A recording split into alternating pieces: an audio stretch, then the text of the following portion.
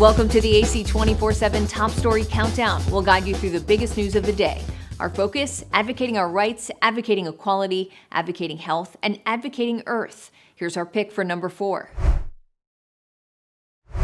The fight so fierce and victory so bitter, there is little left of Staromayorsk to defend it from.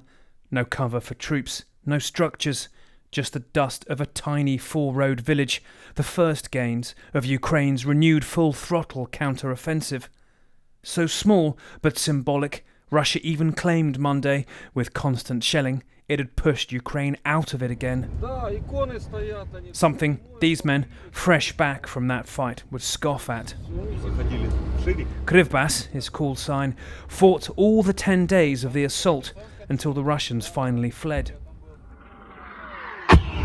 Here he is as shells rain around in the initial advance.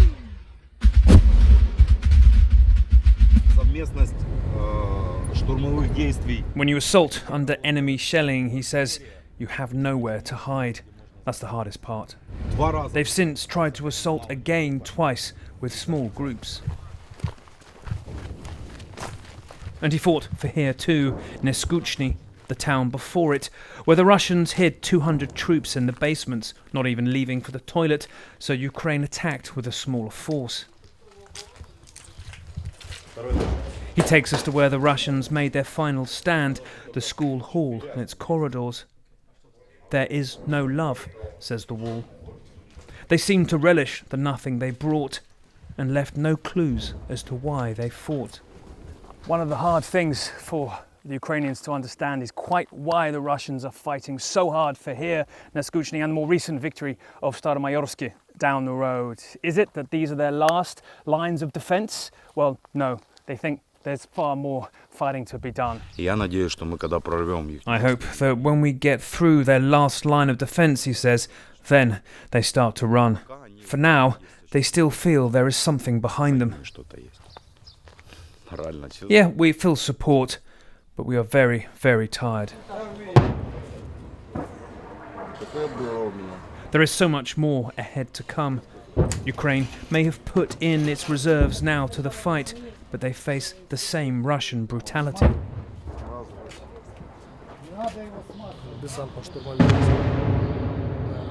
Their tactics haven't changed, he says. They put the Storm Z convicts in front with no communications or information. They stand till the death. I don't understand their motivation or what they're fighting for. Riva carries a new Russian AK-12 as a trophy as he describes the gas they used on him. There was chaotic shooting, he says, to find out where we were. Then the gas. You don't feel it.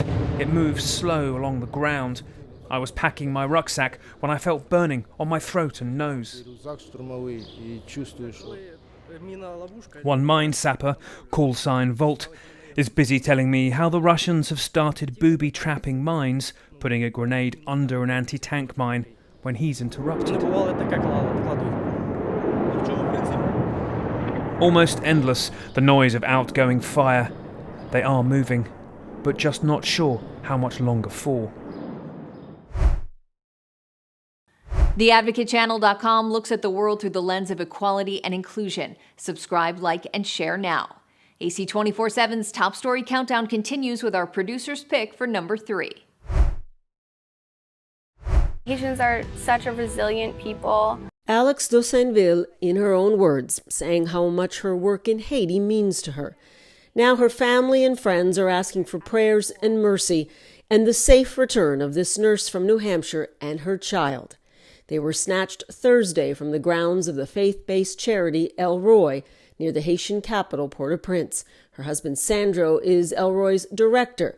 A statement from the charity reads, "Our team at El Roy Haiti is grateful for the outpouring of prayers, care, and support for our colleague. We continue to work with our partners and trusted relationships to secure their safe return." The U.S. State Department says they're aware of the abductions and doing all it can to assist.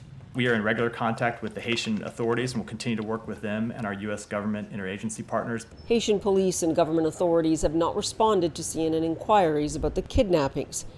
But on the same day Dorsainville and her child were taken, the U.S. ordered all non-emergency staff to leave Haiti and again warned that all Americans should leave, citing the increase in violence and the risk of kidnapping.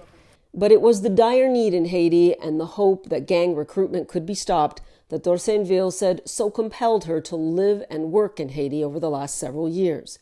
Lots of people who would just have turned to gangs or turned to the streets, they're able to get vocational training. People are learning how to read. The community is being transformed. Where it was once ashes, now beauty's coming up from it. Brutal street battles and ever more violent incidents still plague the streets of Port-au-Prince and beyond. And now with an equally violent vigilante uprising, Wakale, in recent weeks, that has seen suspected gang members stoned and burned to death. In fact, the UN reported earlier this month that an alarming cycle of violence persists.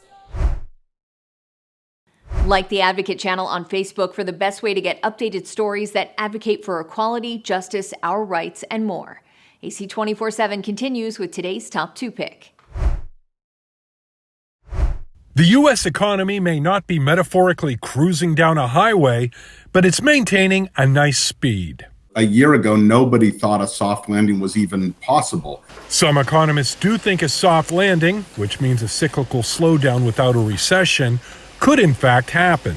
Most of our clients are not finding this a down period, but they are finding it a period of high uncertainty, mixed views on the economic outlook, obviously navigating a world of higher interest rates that haven't been seen for many, many years. Among the reasons for this optimism, data from the Bureau of Labor Statistics last week shows the economy is cooling, but still resilient. The U.S. gross domestic product, in layman's terms the country's economic scorecard, also grew more rapidly than expected from April through June. On the flip side, inflation is still higher than the Federal Reserve would like, and there's still a chance another interest rate hike could come in September. I don't think the Fed can or should relax the 2% target, but I think it can be more tolerant of a world where the inflation number starts with a 2, but we're on a glide path to 2.0, but we don't necessarily get there fast. In other words, the threat of a recession remains, but right now, the glass appears to be half full. I'm John Lawrence reporting. Follow the Advocate channel on Twitter and Instagram to stay updated on stories that matter every day. We're now at our number 1 story of the day. Take a look. More U.S. companies are employing children for dangerous jobs. According to the U.S. Labor Department, illegal child labor is on the rise. The department found more than 4,400 children were illegally employed between October 1st, 2022 and July 20th of 2023. That's a 44% increase compared to the same period the previous year. Unemployment in the U.S. is at a near-record low at 3.6%, and experts say a lack of workers has made it difficult for employers to fill jobs, especially in low-paying positions. Employers are citing a labor shortage, but we really don't think that they should be balancing a labor shortage on the backs of teen workers. The Labor Department also announced it issued $6.6 million in penalties against several employers it says violated federal labor laws, including PSSI, one of the largest providers of food safety sanitation in the country, saying it employed 31 children between the ages of 13 and 17 to work for meat industry giants like Cargill and JBS USA across Minnesota and Nebraska. In a statement, PSSI said in part, quote, "We don't want a single person under 18 working for PSSI, period, and take extensive steps to prevent individuals at the local level from circumventing our wide-ranging procedures." At 16 McDonald's franchise locations in Louisiana and Texas, the Labor Department says children as young as 14 operated dangerous equipment and worked long and late hours. At a Kentucky franchise, the department found 2 10-year-olds working without pay, preparing and serving meals, working the drive-thru and cash register, and cleaning the restaurants as late as 2 a.m. In a statement, McDonald's USA responded to the report saying in part, quote, "These reports are unacceptable. We are committed to ensuring our franchisees have the resources they need to foster safe workplaces for all employees and maintain compliance with all labor laws." For Consumer Watch, I'm Patrick Cornell.